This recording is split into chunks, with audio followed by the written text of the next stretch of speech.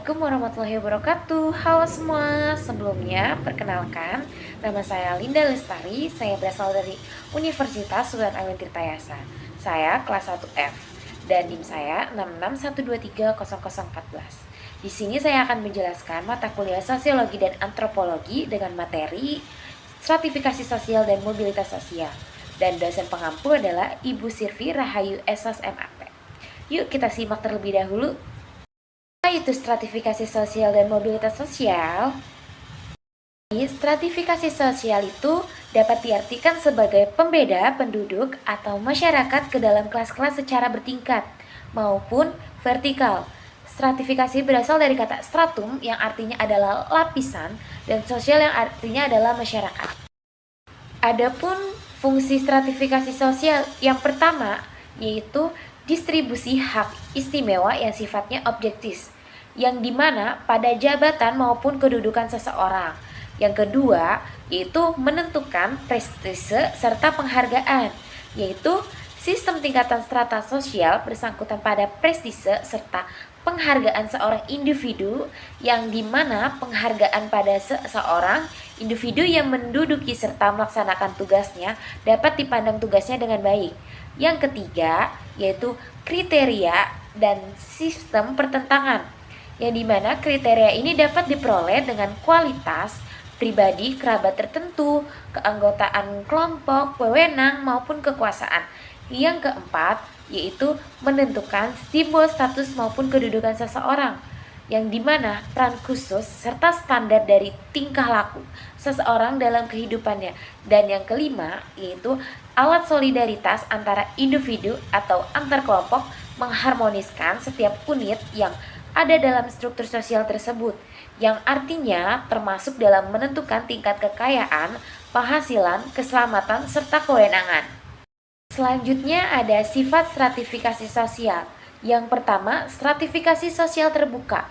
Stratifikasi sosial terbuka berupa stratifikasi memiliki ciri-ciri yaitu dinamisme dan mobilitas tinggi. Dalam hal itu, anggota masyarakat dapat bergerak bebas melalui kelas sosial baik secara vertikal maupun horizontal. Yang kedua, stratifikasi sosial tertutup. Stratifikasi sosial tertutup ini tuh merupakan salah satu bentuk stratifikasi sosial yang bersifat diskriminatif karena sulit bergerak secara vertikal. Karena tuh setiap anggota kelas sosial tuh hanya melakukan gerakan horizontal. Yang ketiga yaitu stratifikasi sosial campuran, yang dimana tuh stratifikasi sosial campuran ini tuh gabungan antara stratifikasi sosial terbuka ataupun tertutup, sehingga memiliki kesamaan karakteristik. Seseorang dapat berpindah ke kelas sosial lain dengan berpindah ke suatu wilayah yang lapisannya sosialnya terbuka. Di sini tuh kita juga akan membahas faktor-faktor terbentuknya stratifikasi sosial.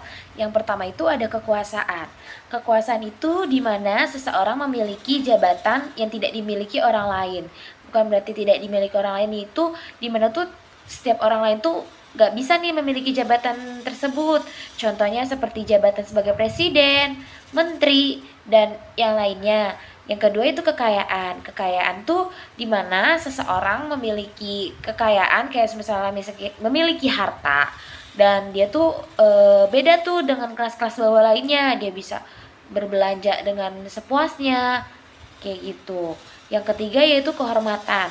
Kehormatan itu seseorang yang mampu memimpin dengan baik dan mereka tuh memiliki jiwa kepemimpinan, memiliki karismatik yang tinggi. Seperti itu.